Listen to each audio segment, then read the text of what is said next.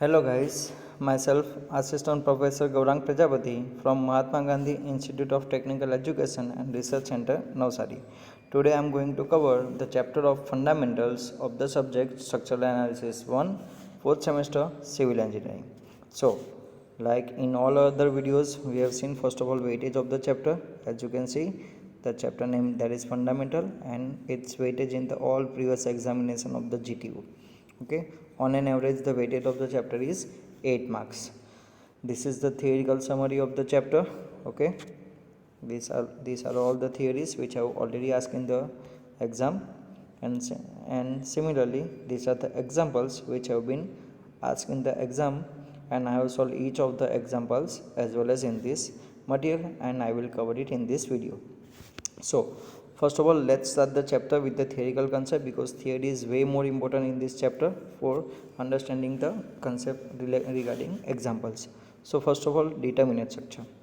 The structure for which the reactions at the supports and the internal forces in the member can be found out by the condition of static equilibrium is called statically determinate structure.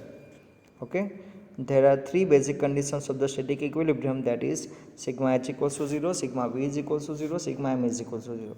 So in simple words, if any structure is there and if we can calculate its all unknown reactions with the help of this equilibrium condition, then that structure is called the statically determinate structure. For example, I am taking a beam having the hinge support over here, and I am taking over here support, that is roller. Now if I am calculating its reactions, so hinge supports reactions will be 2, that is vertical as well as horizontal, while roller supports reactions will be 1. So there are total 3 unknowns, 1, 2 and 3. Okay, 3 unknowns are there, and I have 3 equilibrium condition equations as well as. So if I am calculating its unknown reactions, so we can say ds equals to capital R minus small r. Capital R unknown reactions, small r numbers of equilibrium equations. So ultimately I will get the answer 0. So there are no unknowns will be there in this beam. So I can call this beam as a statically determinate structure. Or let me take another example. Say if a cantilever beam is there. So fixed supports reaction will be 3, vertical, horizontal and moment, and over here free support is there, so no reactions will be produced. So once again total unknowns are 3, similarly equilibrium conditions also 3, so I can calculate all the unknown reactions. Okay, so these are the examples of determinate structure. Now similarly let's discuss indeterminate structure. The structure for which the reactions at the supports and the internal forces in the member cannot be found out. Now in the previous definition we saw that it can be found out, see over here. Okay, now in this one it cannot be found out by the condition of static equilibrium, that's why it is called the statically indeterminate structure. Means let me take a beam having two hinge support over here as well as over here. So numbers of reactions will be 1 and 2 at each end. Okay, as it is a hinge support. So total numbers of unknowns are 4, right? 2 over here and 2 over here. And numbers of equilibrium conditions are, we can say, just a minute, there are 3 conditions are there. So if I am calculating unknown terms, say capital R minus small r, so reactions minus equilibrium conditions, so answer will be 1. So there is still one unknown reaction will be there, which I cannot be calculated using the equilibrium condition. So that's why this beam is called indeterminate structure. Okay, let me take another example. Say if a prop cantilever beam is there, like that. Okay, now talking about unknown reaction, fixed support will have 3 reactions, vertical, horizontal, moment, while roller support will have 1. So total numbers of unknowns are at fixed support 3 and over here 1. So total numbers unknown are 4, equilibrium conditions are 3. So once again 4 minus 3, so answer will be 1. So ultimately one reaction is there which cannot be calculated using the equilibrium condition. That's why this beam is called indeterminate structure. Okay, so hope so guys you have got the concept regarding determinate structure and indeterminate structure. Then next point, if the equations of the static equilibrium are not easy to determine all the unknown reactions, these reactions may be, we can say, either vertical reaction or horizontal reaction or moment acting on the structure, it's called the externally determinate structure or externally redundant. Means as we have seen in the previous demo, that all the vertical or we can say horizontal or moment cannot be calculated. So this structure are called, we can say, externally indeterminate structure, or we can say externally redundant. Okay, and if the equation of the static equilibrium are not sufficient to determine all the internal forces and moment. Now in the previous one, what will say, unknown reactions regarding vertical, horizontal and moment. Now what they are saying in this one, internal forces, okay, and moments of the member of the structure are unknown, even though all the external forces including applied forces and reactions acting on the structures are known, is called the internally indeterminate structure, or we can say internally redundant structure.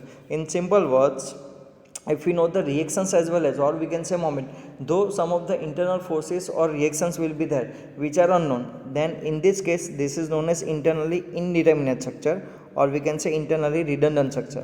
While in the previous case, all the external forces, say including we can say reactions or moment, any of them is unknown, then it is known as externally indeterminate structure, while this one is known as internally indeterminate structure. Okay, majority of the structures in the practice are statically indeterminate, that is this one.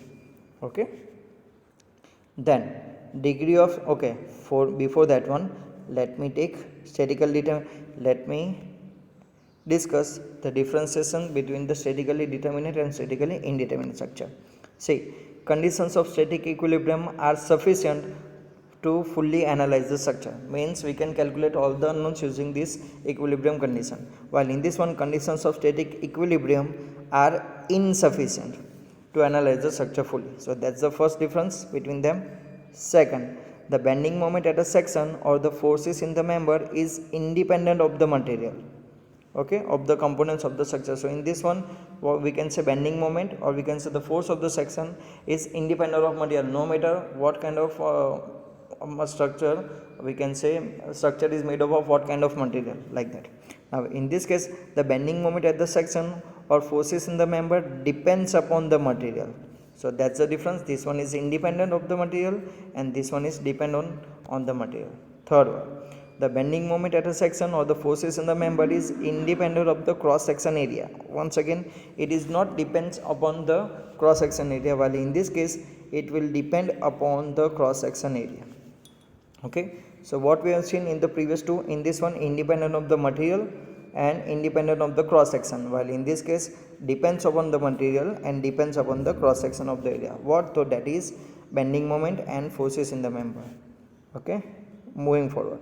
Fourth one, no stresses are caused due to lack of heat. I mean this one, stresses are caused due to lack of heat. Fifth, no stresses are caused due to temperature changes. In this one, stresses are caused due to temperature changes. So ultimately in both these cases, stresses are not produced because of lack of heat, or we can say temperature changes. Now in this case, stresses are caused due to lack of heat and temperature changes. So these are the two difference. Then they are not economical, they are economical. They are flexible, they are rigid. Okay, so these are the differentiations between determinate structure and indeterminate structure. Then advantage of indeterminate structure. See, first of all, saving in material. Say, why saving in material? So the reason is the smaller moment developed in the indeterminate structure. Usually moments are created in the indeterminate structure are quite smaller compared to the determinate structure, hence they require the smaller sections. So ultimately there will be saving in the material. So that's the first case. Second, more rigid structure. Indeterminate structures are more rigid and therefore more suitable where the structure is subjected to rolling loads and vibration. As they are the comparatively more rigid than determinate structure, they are more suitable where it is subjected to rolling loads or we can say vibrations. Third, better aesthetic structure. So slender and rigid structures are usually look better, so it will give better aesthetic view. And fourth, large span.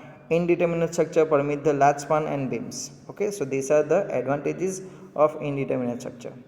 Talking about disadvantages, first one, analysis is difficult. Why analysis is difficult? Because it is an indeterminate structure, so equilibrium condition will not be sufficient to calculate all the unknowns. Okay, so additional equations are required to solve the indeterminate structures to make the analysis is difficult. Okay, that's the first reason. Second, secondary stresses. Secondary stresses are developed due to change of temperature, settlement of support and poor workmanship, or we can say deformation of member. Okay, so stresses are usually produced, we have seen in the differentiation also. Okay, and third, stress reversal. Indeterminate structures are subjected to more stress reversal than the determinate structure. So these are the disadvantages of indeterminate structure. Okay, so this was the criteria regarding determinate and indeterminate structure. Now let's move towards the another term, that is degree of static indeterminacy. See, I am going to cover all the examples by in different two videos. In for one of the videos I will cover the SI, means static indeterminacy, and in another video I will cover the KI, that is kinematic indeterminacy. So first of all, let's understand about the SI, because we are going to solve the sum first of all of degree of static indeterminacy. So the degree of static indeterminacy of the structure may be defined as the numbers of unknown forces in excess of the equation of the static. Okay, it is also known as degree of redundancy. So degree of static indeterminacy equals to total numbers of unknown forces minus numbers of equation of static available. So ultimately I can say it is the extra unknowns. So that is known as redundant. Means as I have given you the demo of say prop cantilever beam. For example, say fixed support is there over here, and over here hinge support is there.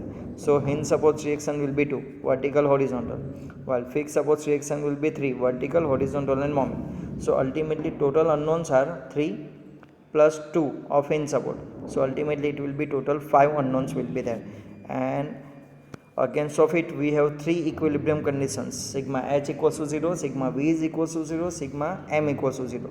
So if we are calculating unknowns, then it will be 5 minus 2, that is 5 minus 3, so total unknowns will be 2. So these two are the extra unknowns for us, or we can say these are our redundants. Okay, like that. So redundant may be support reaction or internal forces in the member. If the redundant are removed from the structure, it becomes the determinant. Obviously, if unknown forces, means we can say the redundants, are removed from the structure, then it will become a determinate structure. Thus, the degree of indeterminacy is equal to the numbers of releases necessary to make the structure determinate. Means numbers of releases means the numbers of unknowns we need to be released. Okay, like that. So, just a minute. So the indeterminacy of the structure may either be external, or we can say internal, or we can say both. So DSE, that stands for degree of external indeterminacy, and DSI, that means degree of internal indeterminacy. So total DS equals to DSE plus DSI. Okay, so these are the criteria regarding that one. So hope so you have got the theoretical concept of this chapter. Okay, now I am going to cover the static indeterminacy of the different structures, say beam, portal, frame, truss, in the coming next videos. Okay, so hope so you have got the concept regarding fundamentals, that this is the theoretical concept. Myself, Assistant Professor Gaurang Prajapati, signing off.